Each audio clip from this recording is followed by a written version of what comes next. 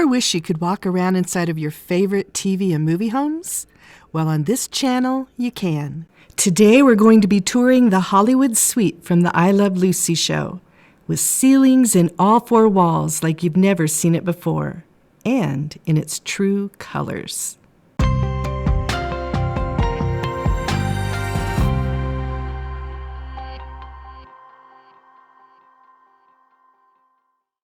Hi, I'm Marina Coates. I have a degree in architecture and an obsession with set design. Welcome to Behind the Scenes, where we get up close and personal with all your favorite TV and movie homes. Today, we'll be exploring every inch of the Hollywood suite from the I Love Lucy show. Let's get started. We'll begin with an overhead view to help us get our bearings. This is the entry. This is the living room. Here's the patio. The nursery for little Ricky was here. This was Lucy and Ricky's bedroom. This space could have been the mother-in-law suite, since we know that Lucy's mother stayed with them to help take care of little Ricky. And this was the kitchenette. On TV, we only saw the suite in black and white, but today we'll get to see it in its true colors. And how did I figure out the real-life colors? For that tidbit, I owe thanks to the Lucille Desi Arnaz Museum in Jamestown, New York. They have a mock-up of the set on display there. The colors remind me of another favorite mid-century modern set, the Petrie's Kitchen from the Dick Van Dyke Show.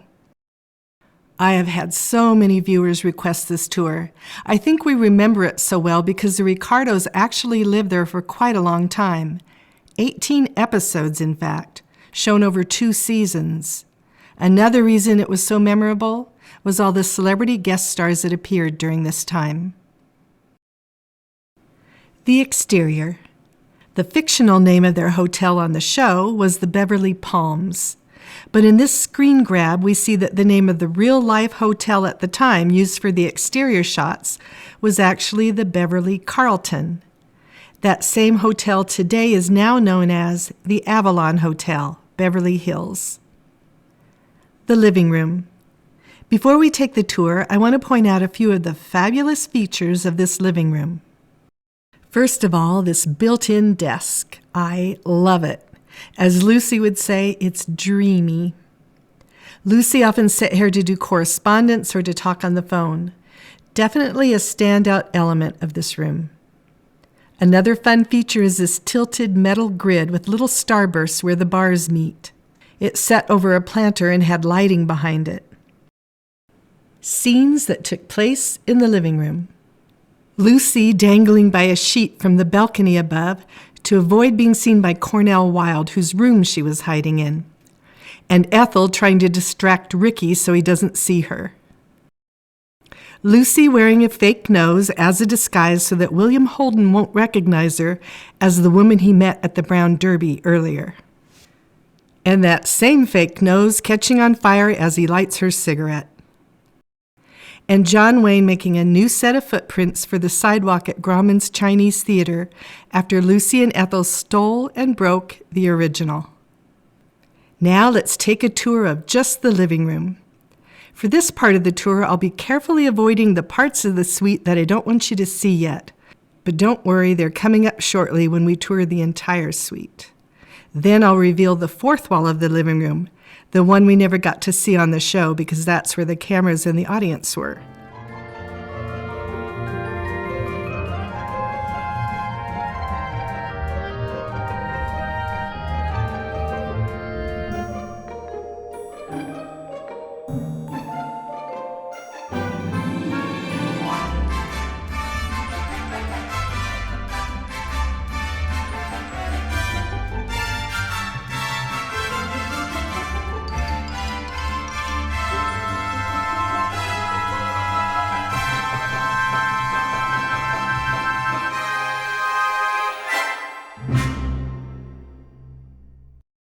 The kitchen. They had the cutest little kitchenette in this corner of the suite. There was a sink here, a mini stove here, a small fridge under the counter, and some slanted cabinets overhead with frosted glass doors. And there was an accordion door here that could be opened or closed off. A famous scene that took place here. Lucy, dressed as Harpo Marx, hilariously mimicking all of his gestures. Now let's tour the kitchenette.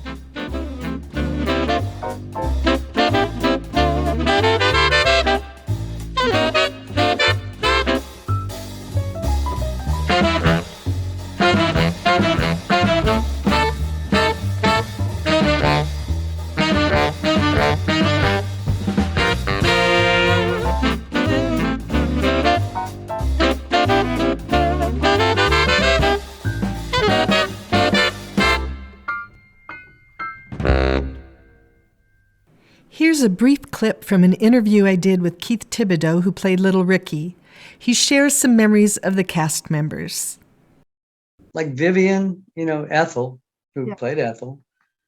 I just remember, passing by Lucy's dressing room or going in there for some reason and seeing them chatting like a bunch of two women in a hair salon or something.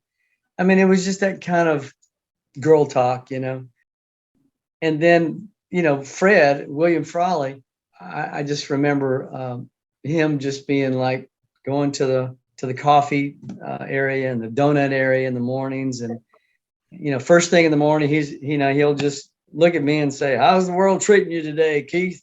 How's things going today, Keith?" And just that kind of thing. It was a nice set when I was on it. Desi, of course, Ricky. I have most memories of Lucy and Ricky, because I've spent a lot of time at their home. But he was very, very good on the set and very much of a calming factor for me, on the set. You can find the full interview on my Patreon channel. My Patreon channel is where I give a more in-depth view of the tours for those of you who are big fans of the show. You'll get the full interviews with cast members, the tours before anyone else gets to see them, and without narration, just music. And you also get to watch the process step by step as I build the different sets. That and lots more for only $5 a month. Link below. Before we continue the rest of this tour, just in case you didn't already know, I've previously made tours of Lucy and Ricky's New York apartment and their amazing country home. You can find both of these on this YouTube channel. Link to that in the comments too. Now, on with the tour. Ricky and Lucy's bedroom. As we head back to their room, we pass this door, which was the room where little Ricky slept. What an incredible suite they had. In their room, we got to see the placement of their bathroom, which was over here. The mural above their bed reminds me of the mural above Rob and Laura Petrie's bed. A small seating area was under the window here. And of course, the network required 2 single beds. They were here. You'll get to see the rest of the room now, including the 4th wall, as we take the tour.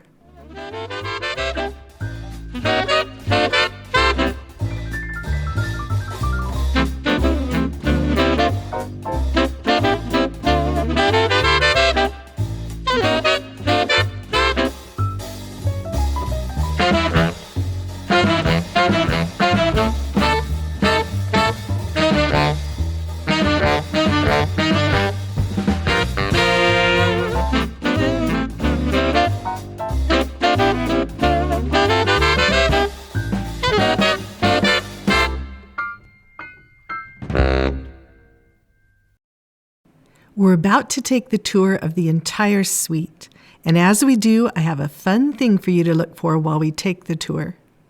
I've planted a few Easter eggs around the house. Easter eggs are iconic items from particularly famous episodes that huge fans of the show will likely recognize. I'll reveal them at the end of the tour so you can see how well you did. And I'll warn you right now up front that one of them is very well hidden. Now we'll tour the entire suite, and you'll get to see the 4th wall that we never got to see on the show. Stay tuned for the Easter egg reveal at the end.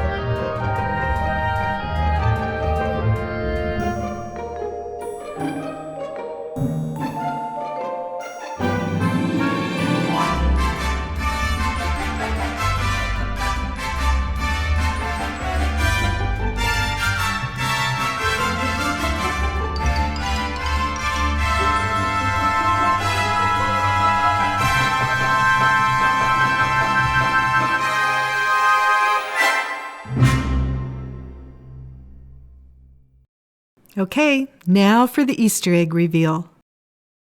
There was the coffee cup that Lucy doused her nose in when it caught on fire. Over here we have Harpo's horn. On the kitchen counter is the grapefruit Lucy stole from Richard Widmark's backyard, along with the orange she stole from Robert Taylor. And the trickiest one of them all, hiding under Lucy's bed, the concrete block she stole from Grauman's Chinese Theater with John Wayne's footprints on it. Let me know in the comments what TV or movie home tours you'd like to see next. But as for today, that's a wrap. See you next time on Behind the Scenes.